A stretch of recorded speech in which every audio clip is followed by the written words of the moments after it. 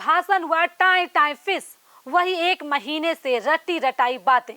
हाँ, मजेदार बात ये रहा कि ट्रंप ईरान को चेतावनी दे रहा था, ठीक उसी समय ईरान ने सेंट्रल इजराइल में मिसाइल गिराकर भगदड़ मचा दी।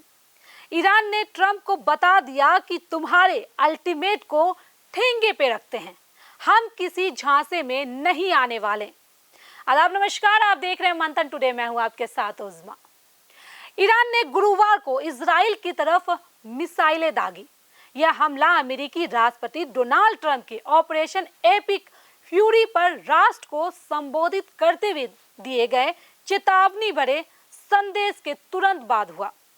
ट्रंप ने ईरान को आग लगाना बंद करने और समझौते करने के लिए अल्टीमेट दिया था। अमेरिकी राष्ट्रपति डोनाल्ड ट्रंप ने ईरान को अगले 2-3 हफ्तों में कड़ी कार्रवाई की चेतावनी दी और कहा कि अगर समझौता नहीं हुआ तो सभी विद्युत संयंत्रों पर हमला किया जाएगा। ईरान ने ठीक उसी वक्त सेंट्रल इजराइल में मिसाइल दागकर बता दिया कि ट्रंप की गीदड़ भभकी से डरने वाले नहीं हैं। इजराइल की सेना ने बता दिया कि ईरानी मिसाइल हमले का जवाब देने के लिए उनकी वायु रक्षा प्रणाली सक्रिय है। सेना ने कहा कि हमने ईरान से इजराइल की सीमा की तरफ दागी गई मिसाइलों की पहचान की है और यह तीसरी बार था जब 3 घंटे से भी कम समय में मिसाइल दागी गई। रक्षा प्रणाली हमले को रोकने के लिए काम कर रही है। फ्रांस प्रेस एजेंसी ने बताया कि उत्तर इजराइल में एयर रेड सायरन बज गए हैं, लेकिन अभी तक किसी के घायल होने या किसी नुकसान की खबर नहीं है। अपने भाषण में ट्रंप ने कहा कि ईरान अगले 2 से 3 हफ्तों में बहुत बड़ी कार्रवाई झेलेगा और उसे स्टोन एज यानी कि पत्थर युग में ले जाया जाएगा।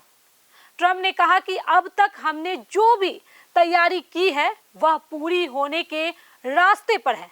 बहुत जल्द हम ईरान पर बेहद कड़ी कार्रवाई करेंगे। जो लोग ये सोच रहे थे कि कोई चौंकाने वाली घोषणा करेंगे, उन्हें टाई टाई फिश भाषण सुनने को मिला।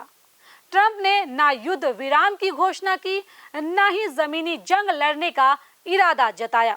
दरअसल ट्रंप के संबोधन में कुछ भी नया नहीं था। उन्होंने वही बात दोहराई जो पिछले 3-4 दिनों से वे कह रहे थे। उन्होंने 2 से 3 हफ्तों में जंग खत्म करने की बात कही, जो कल की पोस्ट में भी वह कह चुके थे।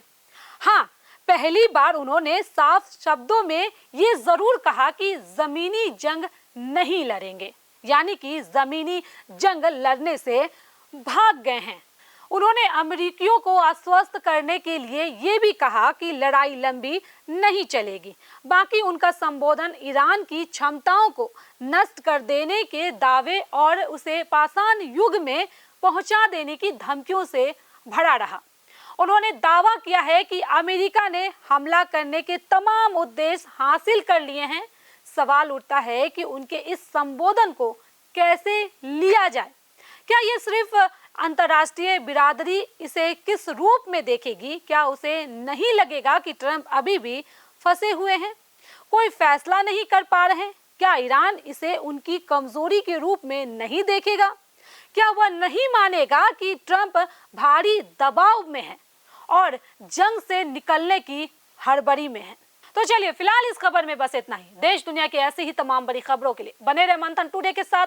साथ ही हमारे चैनल को लाइक करें, सब्सक्राइब करें, फॉलो करें और निष्पक्ष पत्रकारिता देखना है तो देखते रहे मंथन टुडे। बहुत बहुत शुक्रिया।